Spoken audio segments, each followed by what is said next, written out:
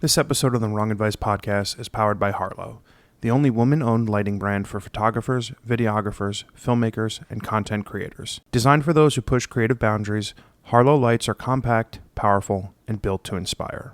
Harlow creates tools that stand the test of time, crafted for those who see light as an art form. Harlow believes that your light can be bold, powerful, and beautiful, and that it deserves to be seen. Visit Harlow online at www.harlow.com or follow them on Instagram at Harlow Creators. Welcome back to the Wrong Advice podcast. I'm your host, John Picciuto, and I'm very excited to have Nathan Kellum-Pathe in the studio with us today. Not like we started this podcast or anything, but can you give a quick introduction to the listeners to who you are? Yeah. So my name is Nathan Kellum-Pathe. I grew up in France. Lived there for 18 years. And had the opportunity to have this duality in my life of having American parents and learning English at home and experiencing the American culture at home. And then outside of the home, as soon as I opened the door, I was in the French world, right? Yeah. Went to French school, had French friends, French food, the whole nine yards. And in 2012, I decided to pursue my bachelor's degree in photography and moved back to the States. And I currently live in Seattle and been living there since 2012. Through college, I gained experience with photography, and that's where my journey at Leica began. That's around that time, the Leica store in Bellevue, Washington opened up, and I saw this as an opportunity to grow and put my name in the hat, and I have been at Leica ever since. That's incredible. Yeah, it's been 13 years. Wow. Yeah, it's been a wonderful journey. So yeah, it's 10 years with 2015 to 2025. Been in retail, been with the Akademie department, now in marketing, just a wonder opportunity for growth, in my opinion, both personally, professionally, artistically. I love that. And it's just there's moments like these that I really appreciate, right? Like to meet new people, to hear their stories, and to connect with artists. I love that. Sounds like you stole that from my own brain. That was nice. I'm curious. So I obviously didn't go to college for photography. It's something that I came to much later in life. I think I was 35 when I say photography started when I bought my first Leica, right? So I had some cameras before, but when I bought my M6, I was like, oh, this is really photography. What was your first camera and what was your first memory with photography? So it's a kind of a funny story because photography came to me. I didn't come to photography. Oh. What happened was when I was in school, I had an English teacher. She was actually American, but that taught English to as a class. Mm-hmm. And she wanted to do this project, which is very common here in the States, which is the yearbook. It's not very common to do a yearbook in France. I don't know why that's the case. Just culturally, it's just not really a thing. Yeah. But she wanted to introduce this new idea of hey, let's document this year. This is an important part of your lives, and we have this chance to take pictures and to write notes and to remember this year. And when she proposed this project, she said, I have this camera that someone can use to document this. Who wants to take this camera and start this project? And you can just feel the air being sucked out of the room because everybody, even at that age, you're that's more work, right? Yeah. That's I already have homework, and then you're adding this, I don't want to do that. Yeah, no thanks. And she walks over to my desk, and she's like, Nathan, you're American, you know what to do. Bam, puts the camera on my desk, and I guess I'm the photographer. I guess I'm going to be in charge of this. What grade was this? This was 6th grade. Okay. Yeah. And yeah, it was in middle school. And so I had this camera on my desk. It was a point and shoot. I think it was a power shot Canon, something like that. I can't remember the exact model.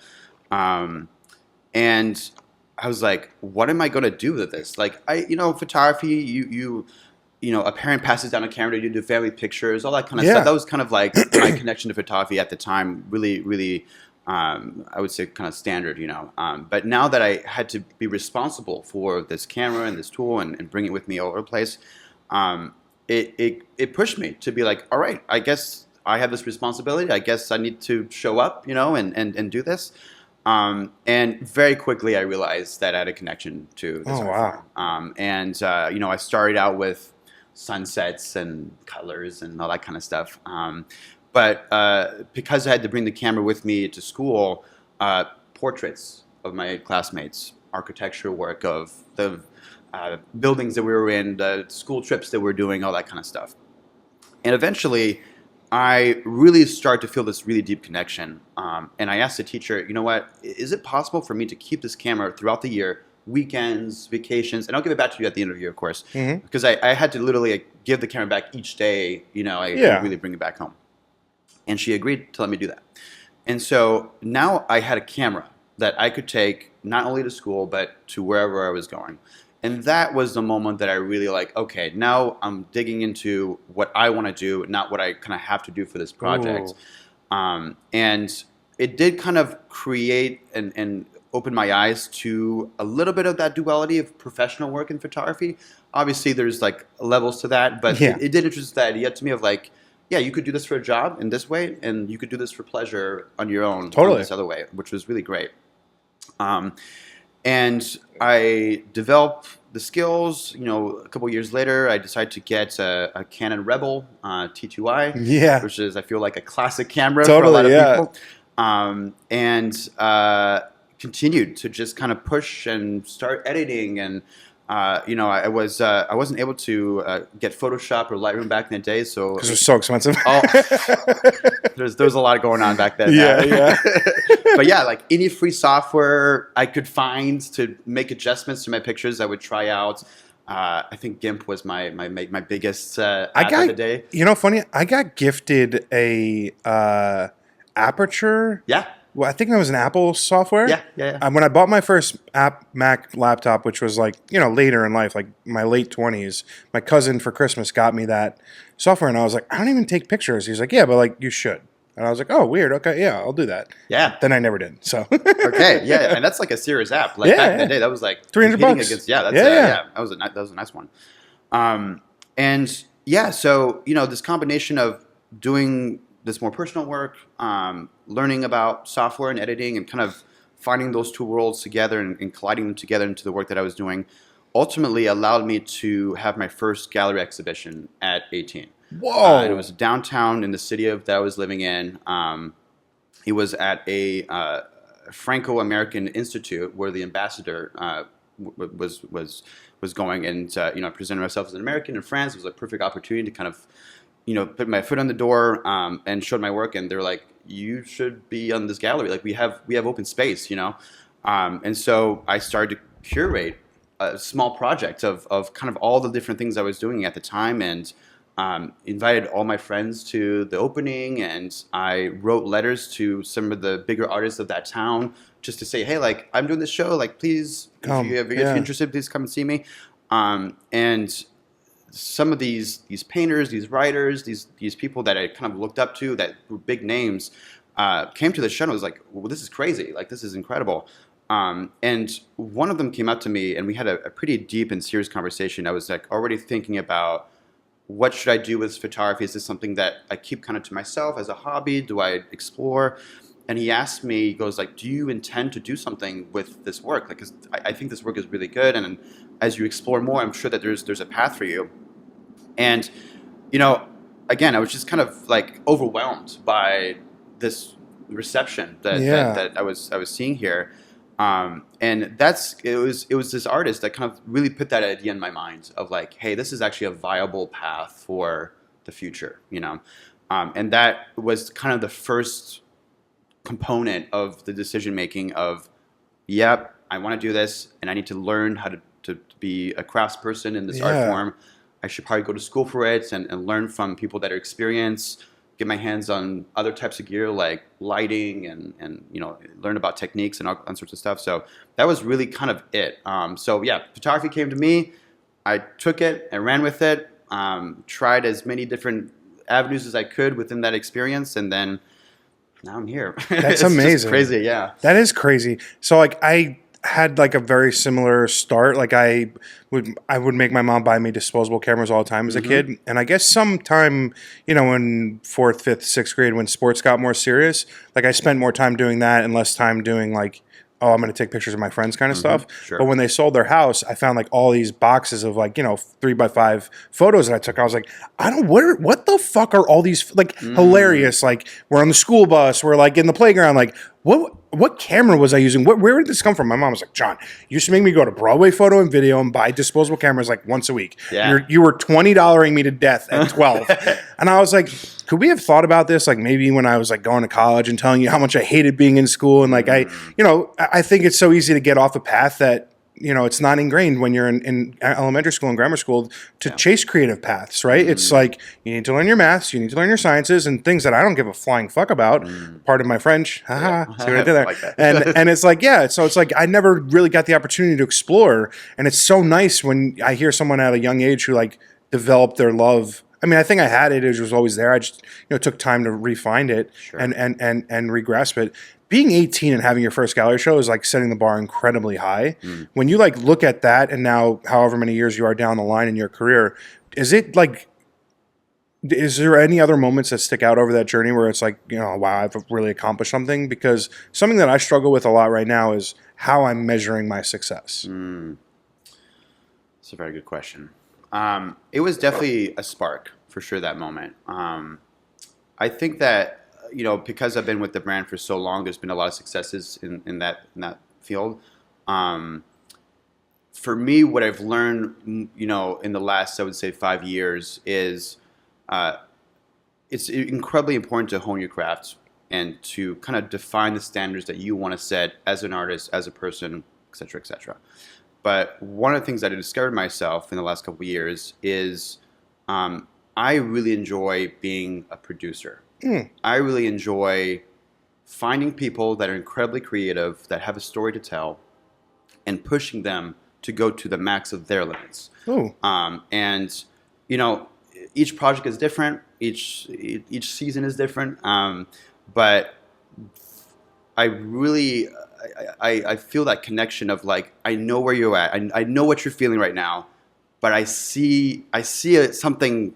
I see a bar that's here that I see that you can get there. Like maybe it's just, hey, let me introduce you to this person. I think you need to, let me introduce you to this lens. Let me introduce you to this, all these kinds of things. And that has brought a tremendous amount of joy in my life, seeing other people excel in their craft, just as that artist did for me, of kind of sparking that idea of like, hey, this is possible. Oh, I love that.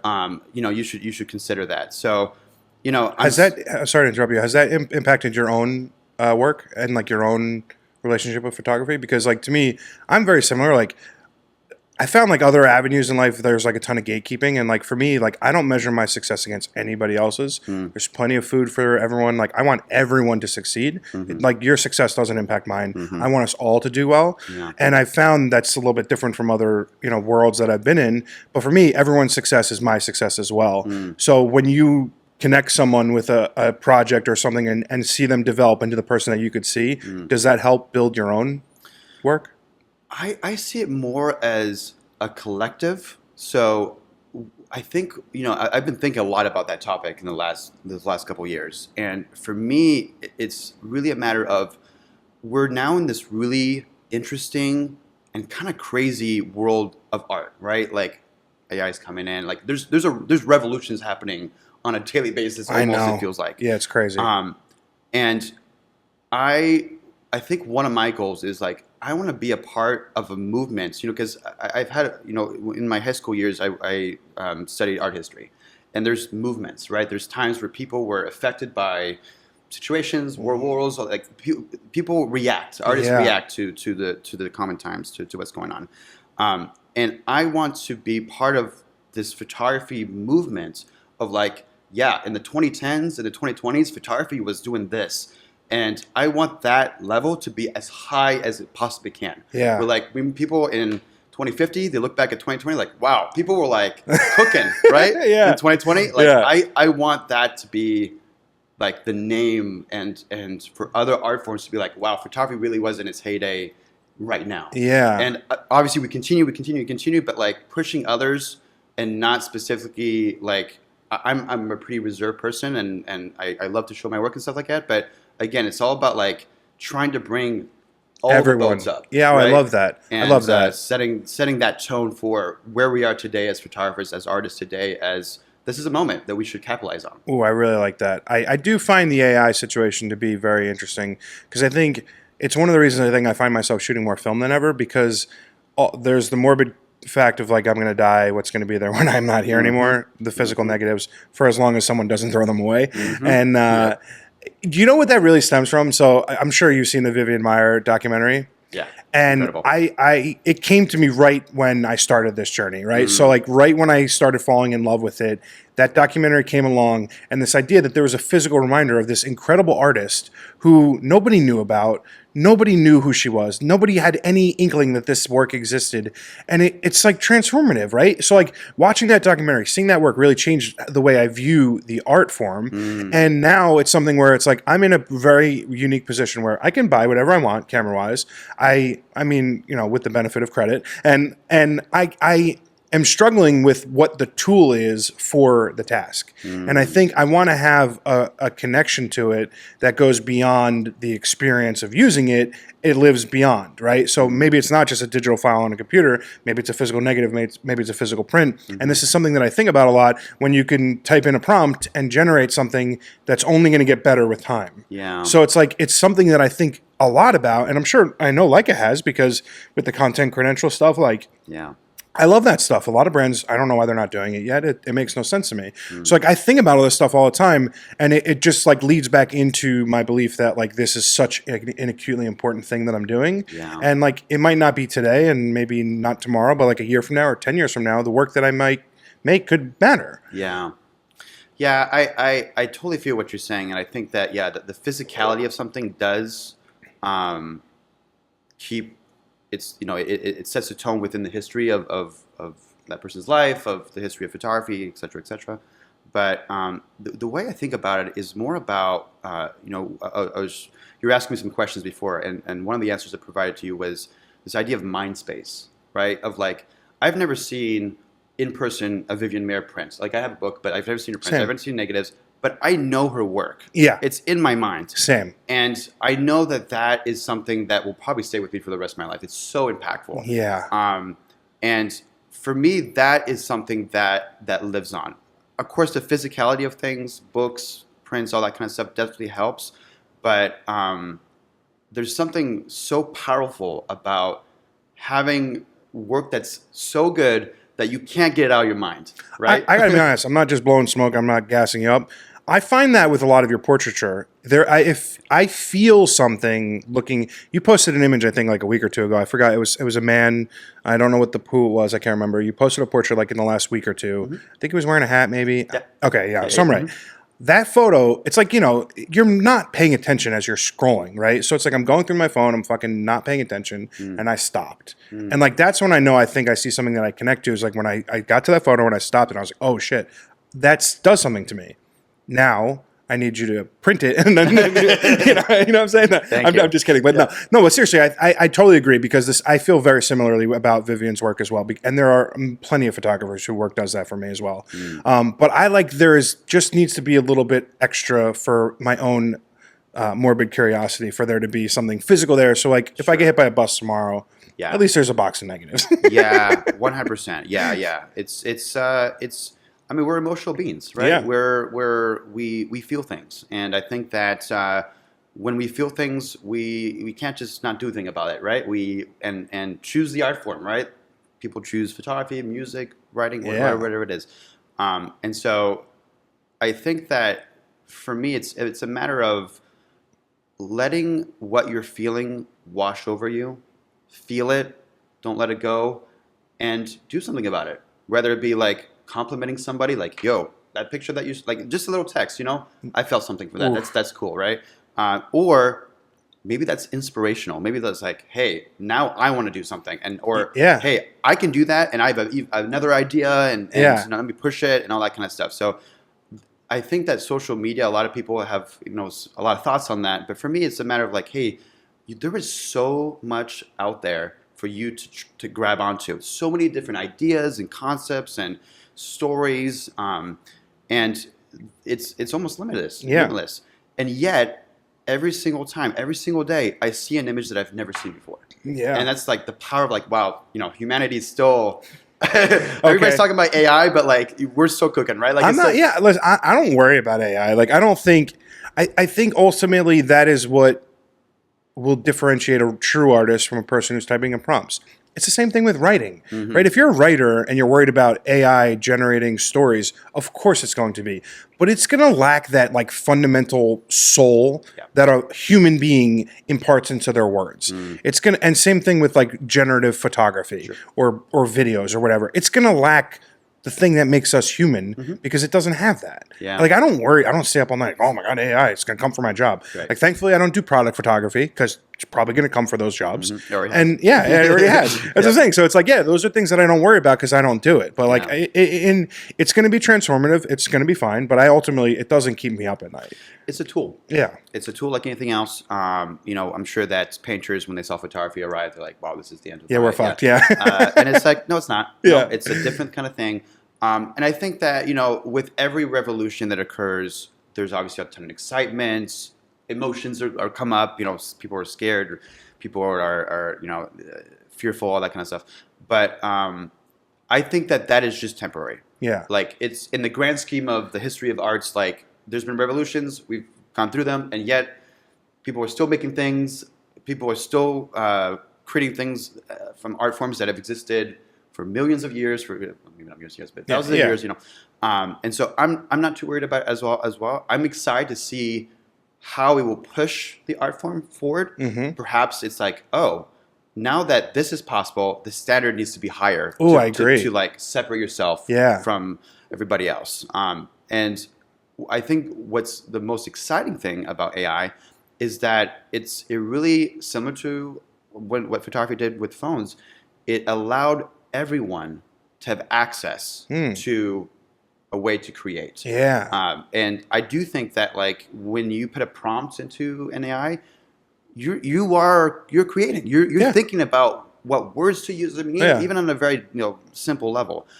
So the act of creation, in my opinion, is not lost. It's just that the tool that you're using to create is just crazy fast. Isn't it funny? Like, so of all the things and infinite possibilities of what AI could do, people use it to generate art. What does it say about mankind, right? That's a very good point. Yeah. Yeah. I think about that a lot because I'm like, what are we choosing to do? We're making these monkey videos of like Yetis, right? Or whatever they are. Like I see those all over the internet. They're hilarious. We're generating videos on whatever, photos of whatever. And like the act of creativity has changed, but it is nice that it is. And it's morphing, and I like that a lot. You said that, and I think that makes a lot of sense. You said something that was important about like personal work and like seeing someone else's photos and then inspiring you. I'm in like a unique position right now where I'm like trying to develop personal projects, right? So I think I just did my first one. I'm kind of trying to start the genesis of a second personal project. It's something that I'm struggling with because like when I look out, I see everything that's out there. You almost get like inspiration paralysis. Like so much is out there. How the fuck? What do I do? Yeah. How could it compare to whatever? What is like your own like relationship with your personal work and like when you come up with a project idea or like what is that process like for you? I'm definitely influenced by other art forms, and then that translates into my photography. When I was starting out in my photography journey, I was more inspired by other photographers because I think it was mostly like I need to get to a technical level that satisfies my need to get to that level. And so I would look at what I thought was the best photographers and be like, okay, they're doing this. Let me try to do that. Let me try to do that. But most recently, it's been music, movies, books, conversations, and translating those emotions into the art form that I feel I'm best suited for, which is in this time photography, allows me to kind of think of it a little bit differently. And I try not to look at other people's work too much during that process because I know that it's going to destabilize me. Because I feel the same way as who's like, wow, like I'm doing this thing. I'm not too sure about it because it's in its infancy and all that kind of stuff. And I look at somebody else is like, wow, actually what I'm doing is not great. Like, but that's not true because a project takes time. Yeah. And it's not going to be great at the beginning. That's just how it is. It can't be. Yeah. At least if you want to get to a certain level, it has to start at a lower level. Oh, I like that. And so being patient with yourself, allow yourself to like, I am in my infancy. I'm in my teenage years of this project. I'm in my adult years of this project. Okay, the project is done. For me, the hardest part of something like that is knowing when it's done. Because whenever I'm doing something, and some projects were a couple weeks, some projects were a couple months, some projects were longer. I feel like I couldn't stop. Like there could be one more picture that I could add to the series, or I took a shot that had nothing to do with this project, but it was like, wow, I'm so excited about this thing, but I need to continue this thing that I was already doing. So being focused on, you know what, I'm gonna really try to do just this one thing and try to develop that idea to the furthest extent. And I'm talking about living in France. That was one of the things that I gained from that experience. The French educational system really hammers down this idea of develop your ideas. You have an idea. How many branches can come out of that? And basically kind of create a tree from that one concept. And how far can those branches go? Because as we talk, you say something that makes me think of this, that makes me think of that. You think, there's connections everywhere. Try to push the idea to that furthest level. And that takes time, that takes experience, that takes patience, that takes all these kinds of things. That's a talent. It's I don't know. It's a skill. It's a skill. Yeah. It's something that you have to hone. Mm-hmm. For the high school baccalaureate, the final kind of test you have to do to pass high school in France. The philosophy, there's like obviously like there's a Mac one, English one, all that kind of stuff. For the philosophy one, you go into a room. There's desks everywhere. You sit at your desk. You have a piece of paper. There is one question, and you have 4 hours to answer that one question. So you have to say like, okay, define this concept. So you just start going like, okay, let's go point 1, point 2, point 3. All right, let's develop point 1 into how many branches, point 2 into how many branches, et cetera, et cetera. And that process was so annoying because it's like, wow, this is really complicated. Like I have to really like lock in, for this. But that process has taught me so much about everything else in life. Of like, there's always something more behind the curtain. There's always history behind that one idea that you may have right now. People have come before you that have thought about this. You're now in this time. Maybe the topic is still relevant, but it's different. Yeah. You have different experiences than anybody else. You're unique. Tell your story. What are you bringing out that nobody else can because of your unique journey? I fucking love that.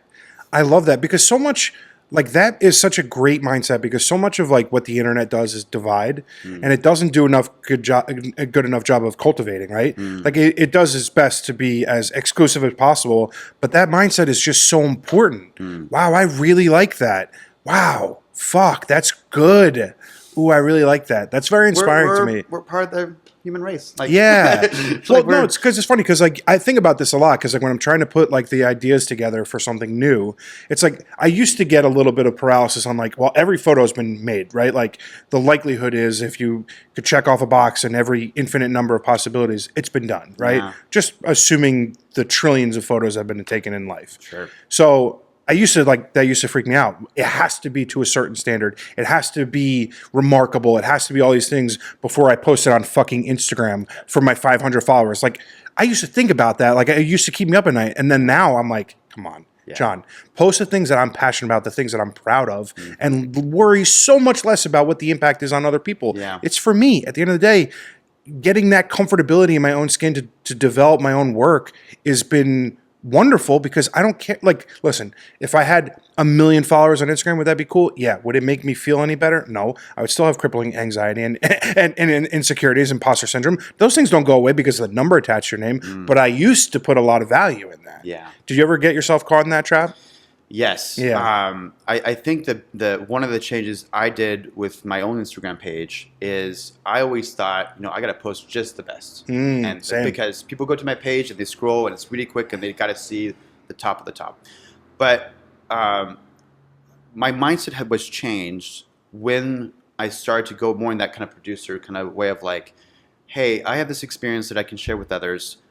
I think it's also important to share, hey, this is not my best shot, but this is part of my journey. Yeah. And for people that are starting out, I think that you mentioned gatekeeping of like, wow, all these people are at this high level. Everybody was at that low level at one point. Yep. And nobody wants to tell you that. Nobody wants to share those images. but everybody took that sunset shot that I took when I started. Yeah. Because it's like you're so enthralled with this new art form, and that's the most intense thing you've ever seen in your life, and you got to take a picture of it. So sharing the journey is just as important as sharing those final outcome shots, those final amazing edits. You know, I think that one of the cool things that Instagram has done with the pages is the pinned images was like, okay, hey, here's my journey, but here's my top 3 that like, hey, if you want to see the kind of stuff I do, this is that constant kind of thing. And I kind of like that of like, here's my top, but here's also my journey at the same time. That was I feel a really good move on their part to introduce I totally agree. What's the expression? Comparison is the thief of joy. Yeah. And I relate to that tremendously because early on it was so easy to compare my journey to everyone I met, everyone I consumed, everyone I experienced on the internet, and then realizing that like my chapter 1 is not the same as yours. You could be on chapter 37. I'm on chapter 3. Mm-hmm. For me to compare myself to someone else is just like not fair. Could I compare myself to someone who started the same day as me? Sure. But in actuality, it's like, what is that going to do? Just make me miserable and question myself. Yeah. So it's like the most accurately coined phrase, comparison is the thief of joy. Because like I don't anymore. Yeah. Like I don't know. Something flipped a switch in me where it's like I don't compare myself to people anymore. Other people's successes don't like freak me out or worry me. Like these are, like you said, a rising tide lifts all ships. Yes. That's all that I'm focused on. If I can put someone in a room to do something get an opportunity that I'm not right for, or maybe I don't want to do or whatever, I'm going to do that all the time. Like it's just like I don't know. I think it's just like an act of getting older. I think I've just become simply more empathetic, and I think it's just like such a nice, easier way to live. Like it's Jesus, it's hard enough. No, sorry. No, I say it's hard enough to like be in the world that we're living in right now. It's like adulting is already hard. Yeah, so let's not add to it. You know, no, for sure. You said something that connected with me, and I just lost my thought as you were just said that. But I'll let you continue. I'm sorry. Yeah. No, it's okay. These things happen. One of the things that I've been struggling a lot with recently is like what my idea of my legacy is.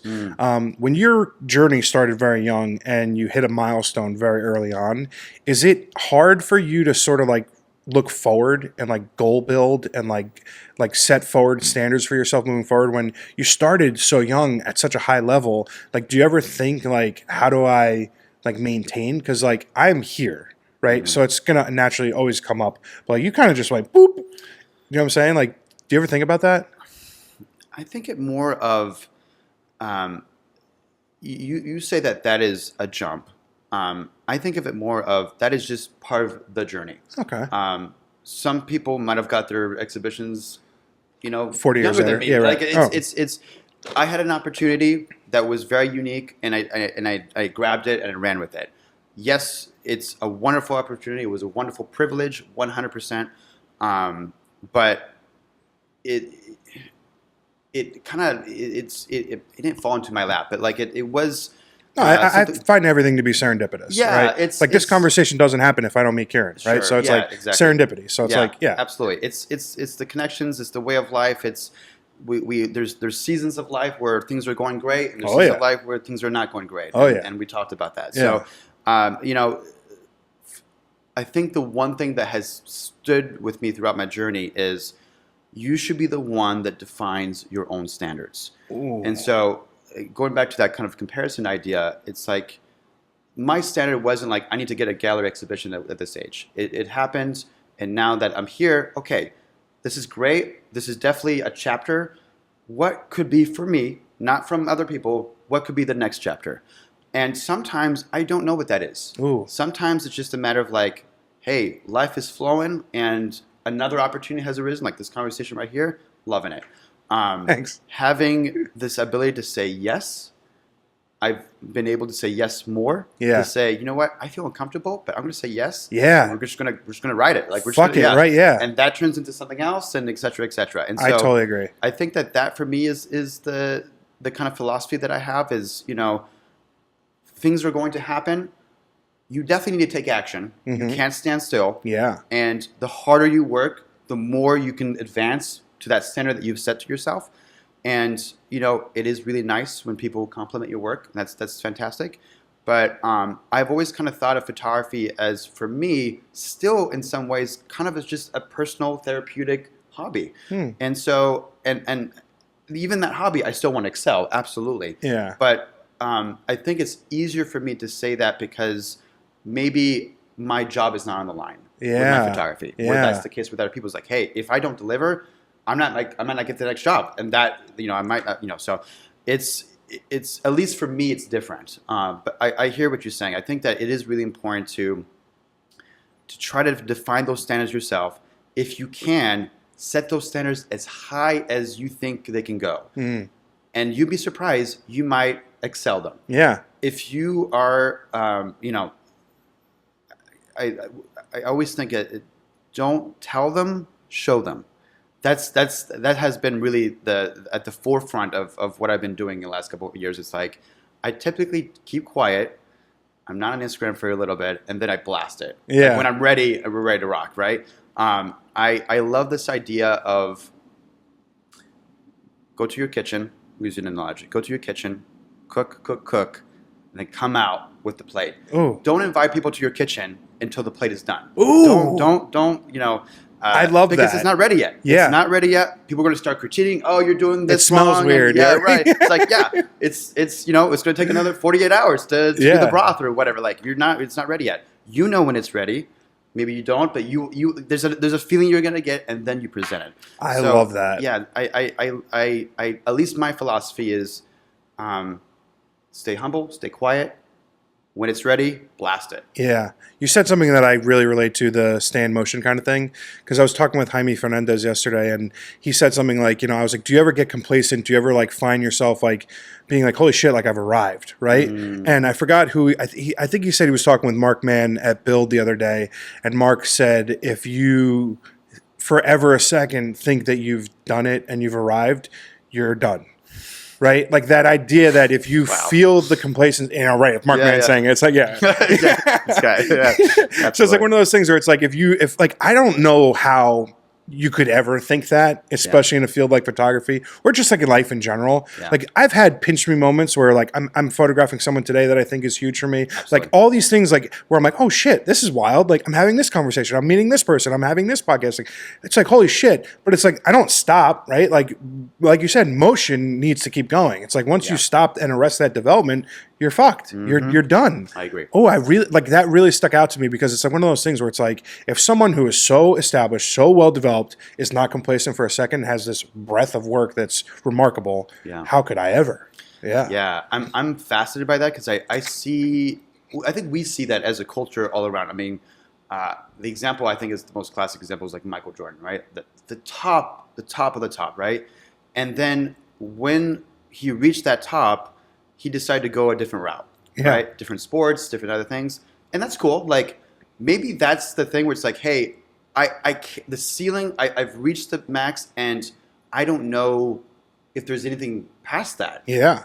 And so maybe I go into something else and try to, again, go to the highest level of that point. But with art forms, it's maybe a little bit different than sports because it's so subjective, it's so emotional that it's only when you see it that you're like, oh, this is the next level. Like, you have artists, you have directors that I look at, and it's like, oh, this is their crown jewel. And then the next year they come out with, he was like, I don't know, Christopher Nolan. Like, I thought that Tenet was amazing, incredible. And then he comes out with Oppenheimer. It's like, okay, so there's still like, so he's the one who's defining for himself what that next level is. Again, I think a good example is someone who is not complacent, who's just working until the wheels fall off, right? Like I think that for me is inspirational. That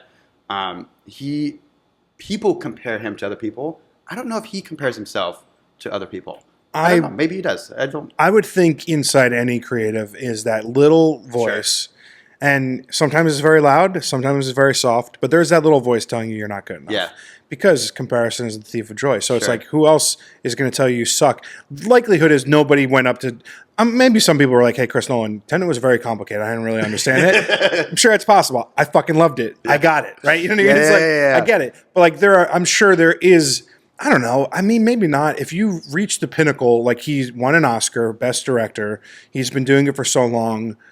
He could have stopped. He could have said, Yeah. hey, I've done it, but he doesn't. He keeps going. So, he probably compares himself to someone and says, I'm nobody until I'm, Spielberg, whatever, Yeah, however yeah. many Oscar Spielberg has, whatever. It's like there's always a new level, new devil. There's always like the next evolution of it all. And I think that's part of what makes the creative field really enjoyable. Yeah. It's like I am constantly improving. I am constantly getting better opportunities because of my improvements. And it is the only reason it's not like sports is there's no, I mean, I guess there's wins and losses, but there's no like, I don't know. I talk about this a lot on the podcast. Like, how do you measure success in a creative career? Yeah. Like, is it money in the bank? Sure, maybe. Is it campaigns that you've shot and succeeded at? Potentially. I don't know. I think at the end of the day, it's like for me, it's this idea that I'm getting better and growing, and I don't have to like weigh myself against anybody else. Let me ask you this: do you think that the kind of competitive nature that we're kind of talking about, of like either people comparing you to other people or you are comparing yourself to others, do you think that's a good thing? No, Okay, I Tell me don't. why. Very simply because like it's just going to lead to negative outcomes, right? So like, let's say you and I are in the same field and we're constantly going against each other for the same jobs, and you're getting them every time and I'm not. Sure. Right? Competition would lend me to believe that you're better than me, where it would lead to tremendous amounts of self-doubt and me hating myself. Sure. Nathan kills me in everything. He's the best. So all that competition is going to do is make me feel worse. In a career where in my opinion, there's the top, there's 98% in the middle, and then there's everyone who's just starting out. I don't necessarily think I'm competing against anybody because what I do and how I create is not right for everybody. So I didn't think that way always, right? Like I didn't have that mindset always, but I'm starting to develop the language of my art, right? And as that develops, the people that's right for are going to get in line, and the people that is not is going to get out.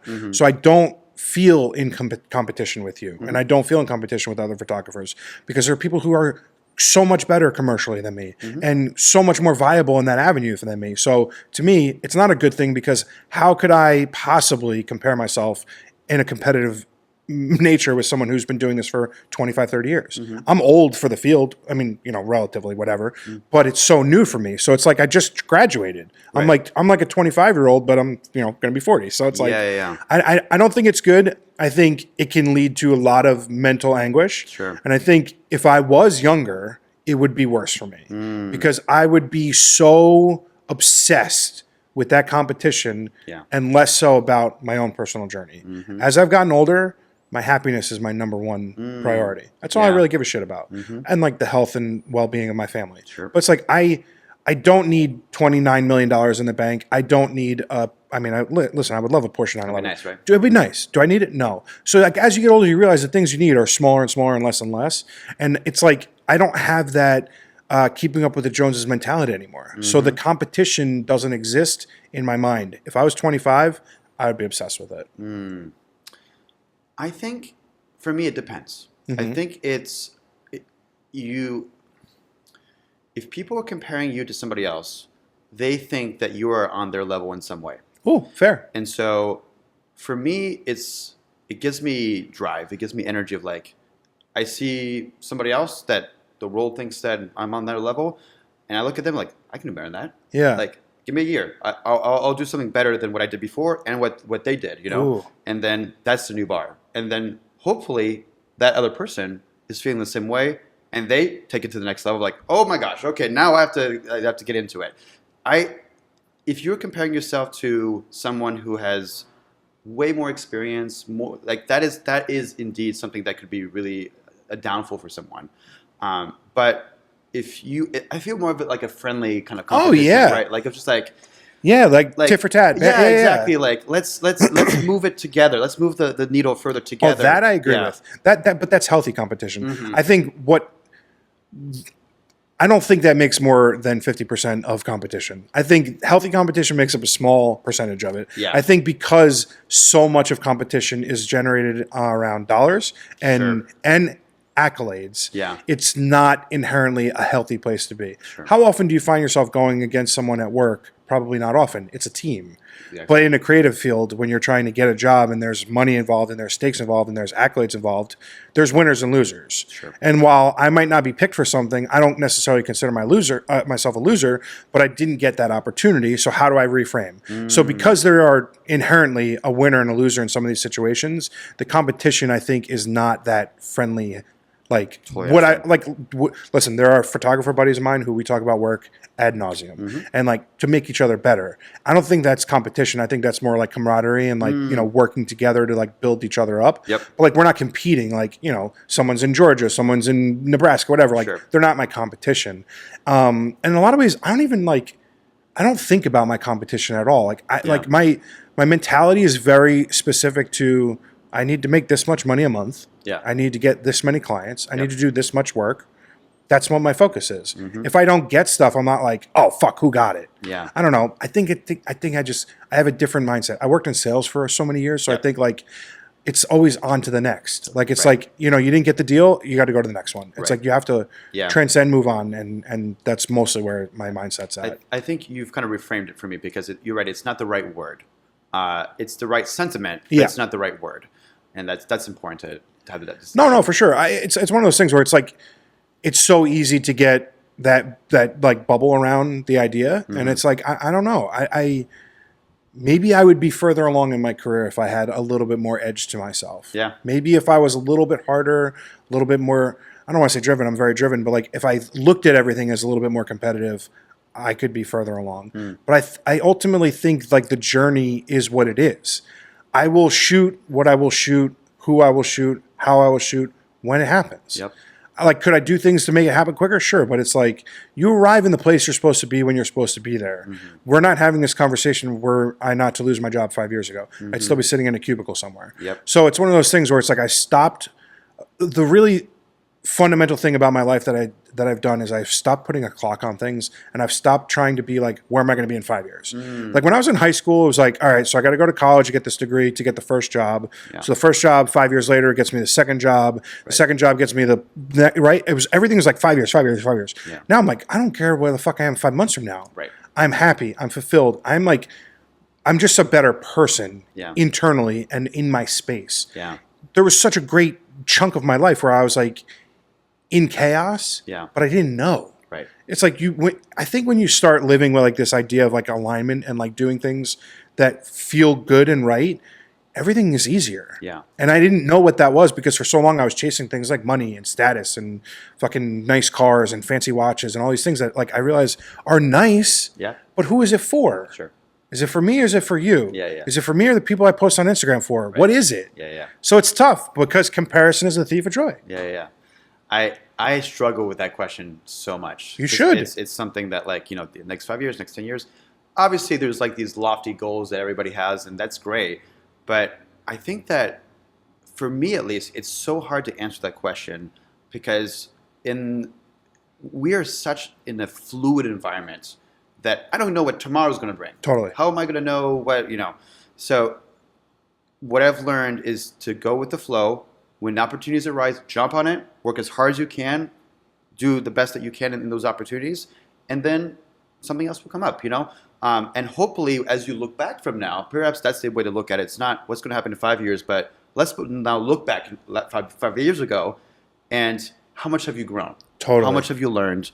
And that's what you should take away from it, because, like you said, you might get hit by a bus tomorrow, and all that is for it's like it's. You know what's funny? So I used to always be acutely like focused on the future, right? Like where will I be when I'm this?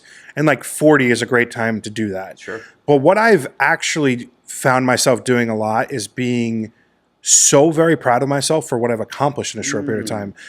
Like I'm not saying like I haven't shot the cover of Vogue and like I haven't done like these very cliche / calculable winnings type of monumental, things in life, right? So for me, it's like I've shot some of my favorite bands I've ever shot. Like I'm working with people that I like 5 years ago. I would never have had the conceit in my mind to like want to do. Yep. I'm having conversations with people who inspire me. I'm like meeting people that are like people that I follow and enjoy and like genuinely am inspired by on a daily basis. Like I never had this thought in my mind 5 years ago. Yeah. 5 years ago, I was like, oh, fuck COVID. Like, I can't leave my house. Right. And then like a month from now, I would be losing my job. Yeah. So it's like, at that moment, I was always looking forward to what's next. And now I find myself being very hunkered down in the present and anchored to like what tomorrow is going to be very important. And it's going to be what I need to focus on. Who cares what happens 5 years from now? Mm-hmm. Life is what happens when you're busy making other plans. So Yeah. it's like, it's one of those things where it's like, I think the great joy is like occasionally checking in on what you've accomplished. So let me ask you this. Yeah. What is something that you felt that you've learned, photography and life, in the last year that really has kind of stuck with you in the last 12 months? I think resiliency.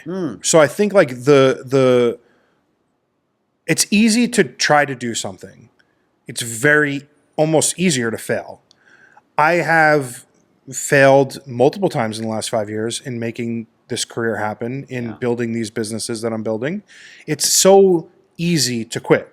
It would be very easy for me to say, this is really hard. I need the benefit of a 9 to 5. I can't be on my own. I need a salary. I need health insurance. I need to like make all these, contritions to be able to like, work. Yeah.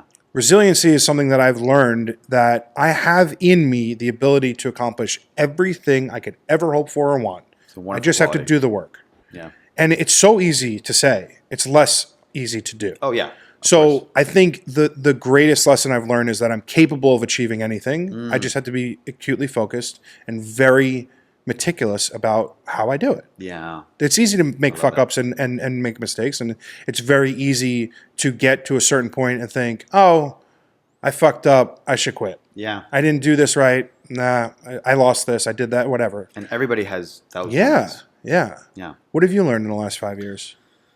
I think for me, it's balance. Yeah. Oh. I think that the job that I am is very demanding, and setting those boundaries to say, you know what, that can wait for at least 24 hours, or for the weekend, or for whatever.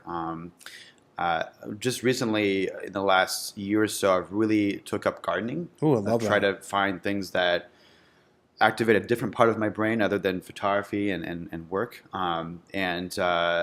My wife Clara is the green thumb in the family, and she's kind of introduced me to this new world. And there's something so satisfying about working on something that takes time, that you may or may not see the benefits of if nature is accommodating and all that kind of stuff.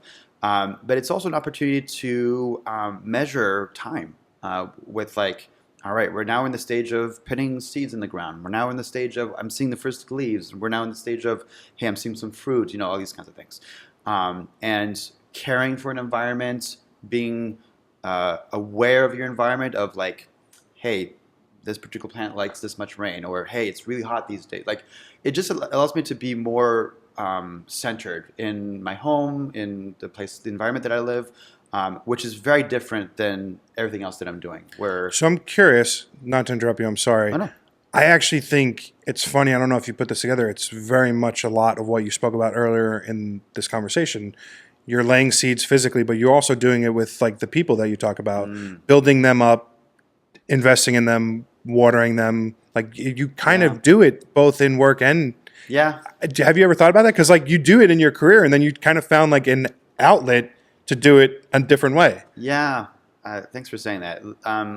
For me, I gain a lot of joy from service, from serving other people and helping them out, or plants, or my family and all that kind of stuff. It brings me a tremendous amount of joy to see my environment excel, wherever that is. Love that. It's. I think that balance was something that I missed in the first.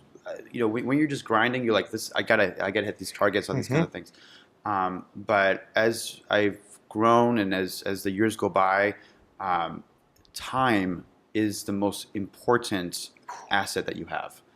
How you use that time, if it's work, if it's with your family, if it's, in my case, in the garden, you are putting importance in those moments. And, it's important to take a step back and define those moments as I'm choosing to be here with you. I'm choosing to not do this project. I'm choosing these kinds of things because my time is important, and I'm defining that for myself. I love that. I relate to that tremendously. I think so much of my 20s and early 30s were meant chasing like the dollar, the commodity of it.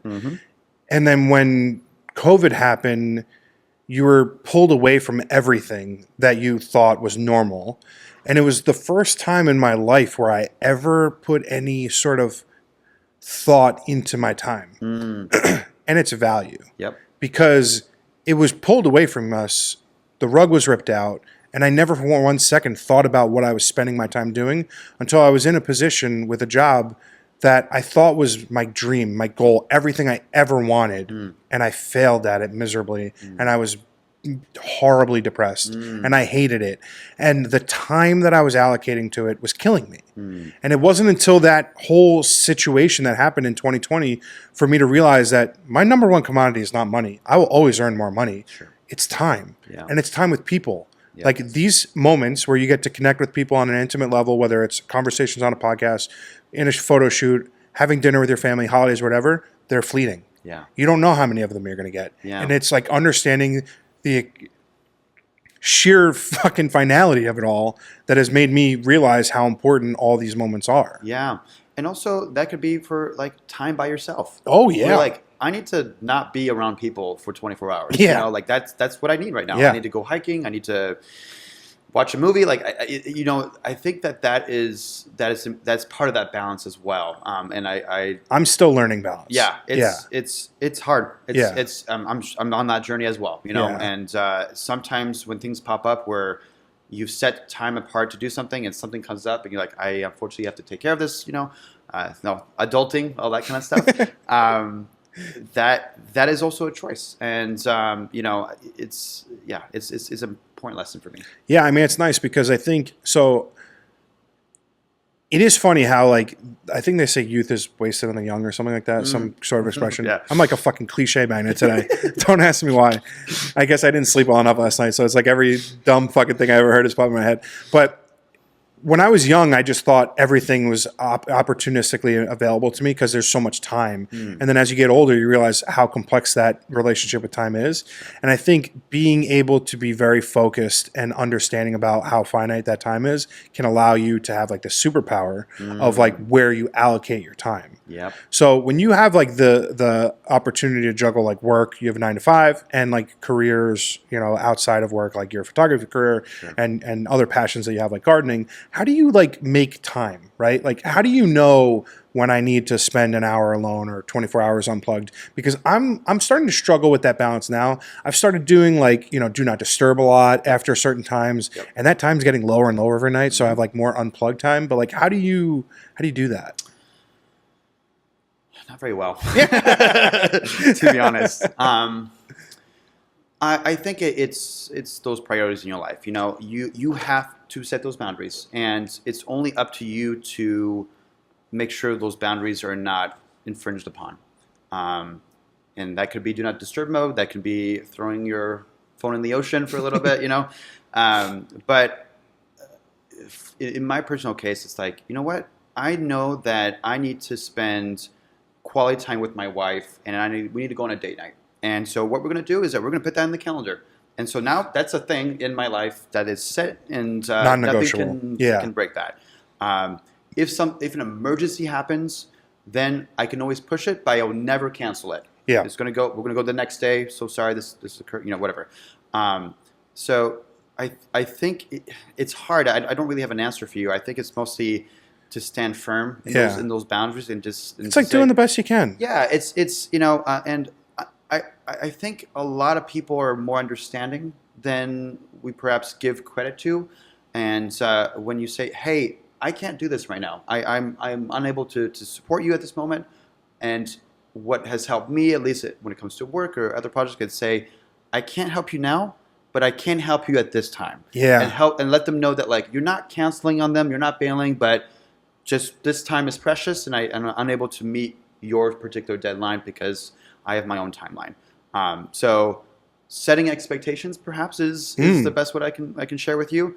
and being realistic with those expectations. If you say, you know what, this week is not good, even though during the week I have set some personal time for me that I could use to do this thing, I know how important that personal time is to me, and so I'm going to set that timeline for a little bit later. I like that. Yeah, because this is like the balance that I'm struggling with right now is like finding, like there's a duality to it. Like I want to be busy all the time because I want to be making money and I want to grow and like I want to stay object in motion.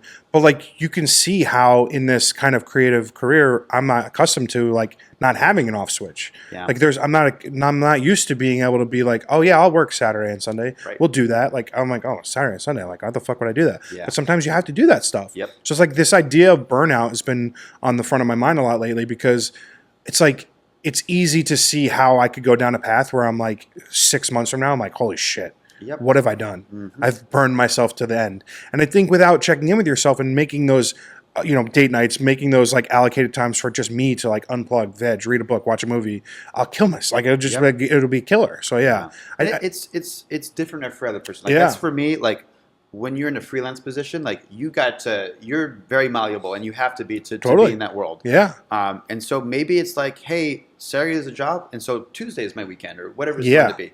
And then I find that hard too because then it's like, oh, it's Tuesday. I should be doing something. You know, like, Yeah. it's like, yeah. It's tough. That's true. It's like you just get into that mindset of like the weekend is the weekend. Right. So it's like if I don't have anything Monday, it's hard for me to just like sit. Right. And I know that's a me thing. I know exactly what you mean. Yeah. Yeah. Especially when it's like the world is active Yeah. on a Monday. Like it's just there's no way you like even if you're on do not disturb mode, but you're on Instagram, it's Yeah. like the world is so active. I Like, know. Like there's no way you can.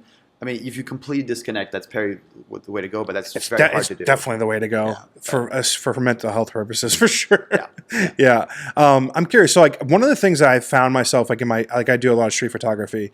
I need to be like I don't need to be, but like when I'm in a certain mood, I find myself attracted to making certain pictures. Sure. So like if I'm depressed, it's a lot of black and white film. If I'm in love, I'm like a lot of couples, right? Like, do you have that sort of relationship with your art? Like, did like your mood impact your creations? That's a good question. I don't think quite as much as how you're describing it. Mm-hmm. I think that it's mostly an idea that sparks my inspiration, and I try to push that idea. I think ultimately my goal, at least for me, try to create something that first I have never done before, or like an angle, a perspective, a lens, whatever it is that I've never done before, and if possible, a shot that I have never seen before. Ooh. And so that is that kind of level that I'm trying to reach, and it's not like, and so that could affect any topic that I'm trying to shoot. And some topics are harder for me than others. Like I struggle a lot with studio photography and telling a model what to do, where to go. Sure. I work a lot better in more chaotic environments, and I love composing chaotic environments into a concise composition. So That's very funny to me. it's I It's the struggle with exact it. opposite. Really? Yeah, Okay, you would tell think. me. Yeah. No, because like I would just think like my relationship with street photography is fine. I like the chaos and like it's like dancing, right? Like I kind of see it all Yes. like that. Yes.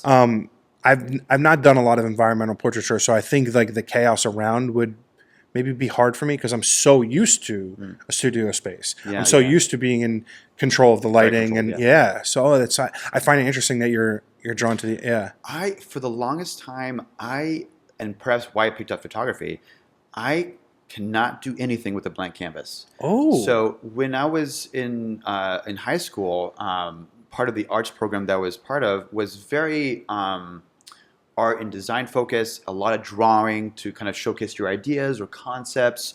And I for some reason, I can't work in that environment. Like, I don't know where to start, where that first line goes. Oh, interesting. But if you give me something on a table, all these elements, or an environment with a lot of elements, I can say, you go here, this does, if I have the things, I can compose it. If I don't have anything, I just lose it. Interesting. So that's the struggle that I have. That's very interesting. I